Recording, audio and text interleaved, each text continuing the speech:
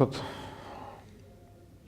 matosi, kad daugam nepatiko tai, kad žmonės, kurie yra žinomi ir jie sugebėjo pakelti kitus žmonės ir priminti. Ne tik priminti, bet svarbiausia yra kalbėti apie tai, kas yra šiandien skaudu, aktualu.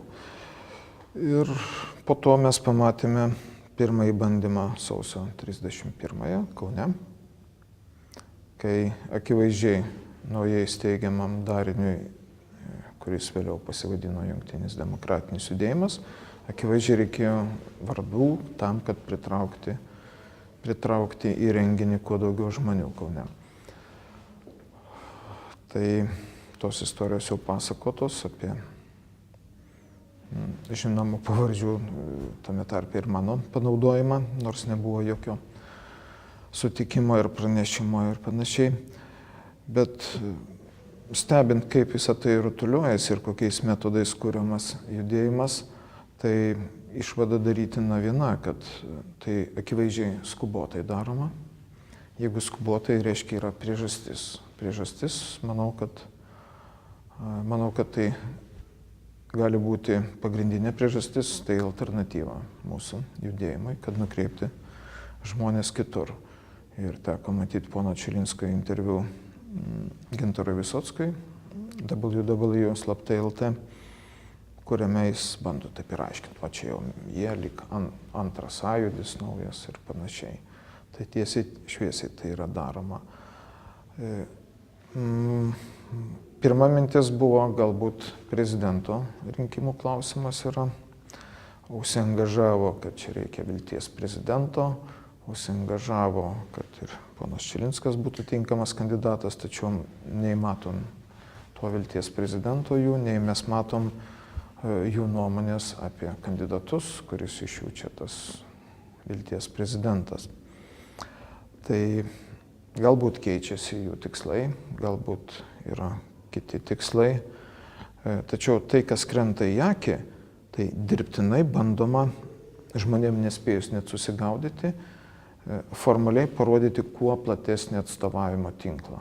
O jungia tokią organizaciją, tokią organizaciją, tokią organizaciją.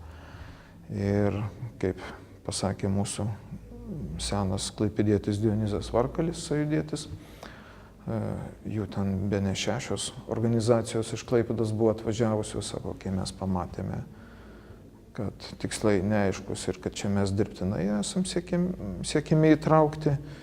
Ir kaip pasiūlė, jeigu bendradarbiaujam, taip konkrečiai bendradarbiaujam konkrečių klausimų, jie ramiai apsisuko ir išvyko iš tokio renginio. Manau, ir klaipėdietiškas renginys, kur vyko po savaitės, kuriame mes buvom ir leidom ponui Čilinskui ir Algirdui Kačiauskui pasisakyti.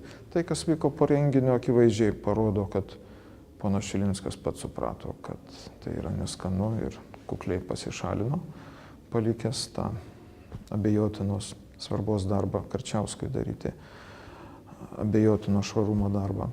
Tai akivaizdžiai matosi, kad yra dirbtinai daroma struktūra. Jeigu tai ne prezidento rinkimam, tai matyt nespėta, ar sakykime, galbūt ir mūsų nuomonė kiek sukliudė tiem tikslam realizuotis, tai matyt bus pretenzijos savivaldos rinkimus kontroliuoti, aš taip manau. Yra mano interviu Vakarų Ekspresui, kurį paprašytas buvau duoti prieš gerą mėnesį, daugiau netgi. Ir kovo 5 buvo mano atsakymai į pateiktus klausimus Vakarų Ekspresui ir staiga matom, ne tai, kad ten patrumpinta ir be autoriaus nuomonės pakeista, tai yra viena, tačiau interviu buvo apie Sąjūdžio iniciatyvinės grupės klubo veiklą. Pasakojom, ką darom, kodėl darom, kaip. O internetinėme tinklalapyje šitas interviu ne tik sutrumpintas, bet ir vietoj Sąjūdžio iniciatyvinės grupės klubo įrašytas Jungtinis demokratinis judėjimas. Aš atseit pasakoju Jungtinio demokratinio judėjimo darbus ir įdirbį, pasakodamas apie Sąjūdžio iniciatyvinės grupės klubo veiklą. Nu ką, komentuoti jau manau ir nereikia.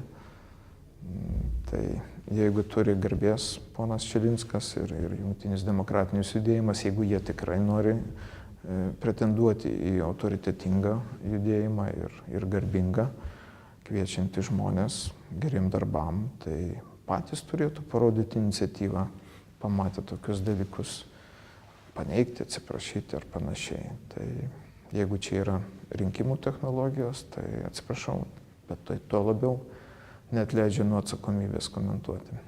Mano nuomonė yra, kad ir subjektyvi, bet vienintelė, tai nepatinka mūsų klubo veikla kažkam, jeigu tokiais metodais bandoma veikti prieš mus. Bet Sąjūdžio metais mes netokių dalykų matėme.